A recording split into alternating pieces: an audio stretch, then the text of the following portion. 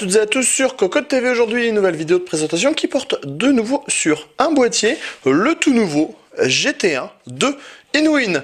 Un boîtier qui fait référence au monde de l'automobile. Nous verrons si cela est vrai ou non dans notre vidéo de présentation et surtout dans l'article très complet qui sera bientôt publié sur cocotland.com.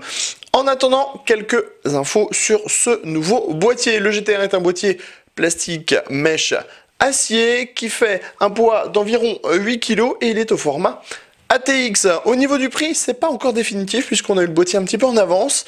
On parlait de 100 $ environ à l'étranger, on va donc dire 99 € pour la France pour le moment. Un boîtier qui propose une ventilation de type 120 mm, de l'USB 3, des cages 3,5 pouces, 2,5 pouces, bref, un boîtier qui semble dans l'air du temps. On découvre tout de suite tout ça ensemble. Nous voilà donc devant ce nouveau GT1 par Inwin, un boîtier qui clairement joue la carte du style comme tous les boîtiers Inwin. Sur la face avant, on va trouver d'abord le panneau de contrôle qui est sur une partie à la finition piano, donc noir brillant, avec tout d'abord les diodes d'activité bleues, deux ports USB 2.0, les entrées-sorties audio et un port USB 3.0.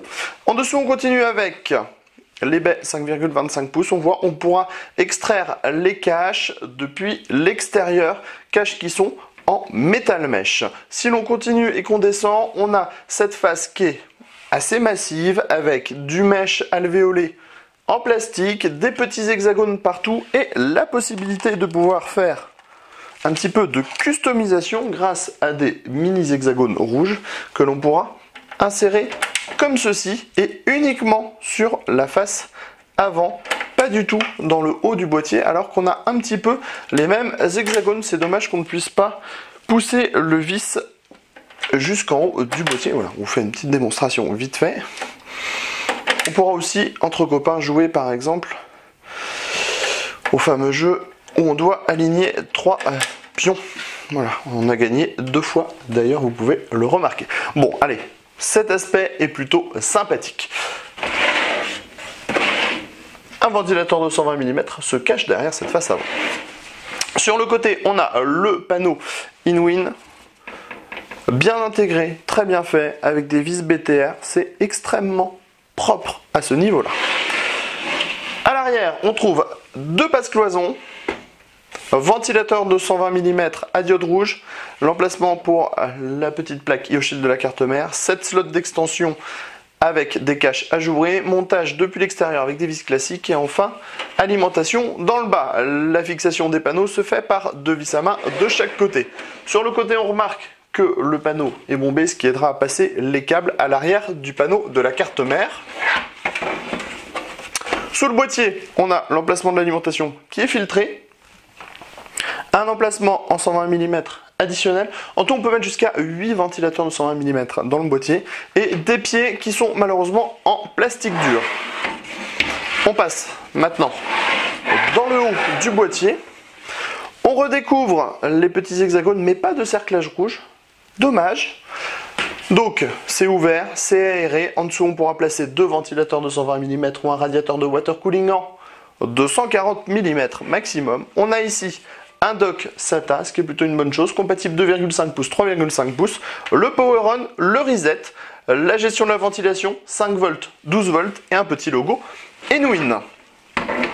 Tout de suite, on passe à l'intérieur de ce boîtier pour le découvrir dans les moindres détails. Nous voilà maintenant à l'intérieur du châssis de ce GT1. Bonne nouvelle, Inwin a abandonné les grosses masses de jaune comme ça, ce qui fait que l'harmonie à l'intérieur du boîtier est carrément plus sympathique qu'avant. Ici on trouve les 3 baies 5,25 pouces avec système de montage rapide et automatique. Le tout est suivi par les cages HDD, amovible au centre. On pourra retirer ce morceau de panneau. En dessous, elle est fixe, 4 emplacements 2,5 pouces, 3,5 pouces. Dans le bas, on le voit, c'est compatible à l'aide des paniers 2,5 pouces, 3,5 pouces, montage sans vis pour les disques durs et petit patin en caoutchouc. Au niveau de la cage amovible, 2 emplacements et un emplacement sur la cage qui reste fixe en 2,5 pouces sur le dessus, ce qui fait qu'on pourra installer par exemple 5 SSD au maximum ou 5 unités de stockage en 2,5 pouces. On a un accès backplate, un passage pour le câble dans le haut, un large accès dans le bas, quelques passages sur le côté. C'est un peu moins bien fait que chez la concurrence, on vous l'accorde. Reste que les fonctionnalités sont présentes et pas de plots à installer, ils sont directement moulés dans la carte mère. À l'arrière, dans le fond, l'emplacement pour l'alimentation, pas de support en caoutchouc, l'emplacement pour le ventilateur additionnel en 120 mm. À l'arrière, l'emplacement, le ventilateur pardon, 240 mm à diode rouge, les slots d'extension avec le montage depuis l'extérieur, et enfin dans le haut, les emplacements en 120 mm additionnels. On le voit, c'est un système de montage sans vis, ça c'est plutôt une bonne chose, c'est pas bête. On pourra également intégrer un radiateur de water cooling sans trop de problèmes, mais en 240 mm maximum. On termine avec une petite vue du châssis à l'arrière. Et sur ce, on vous donne rendez-vous très prochainement sur cocoteland.com pour le test complet de ce nouveau boîtier.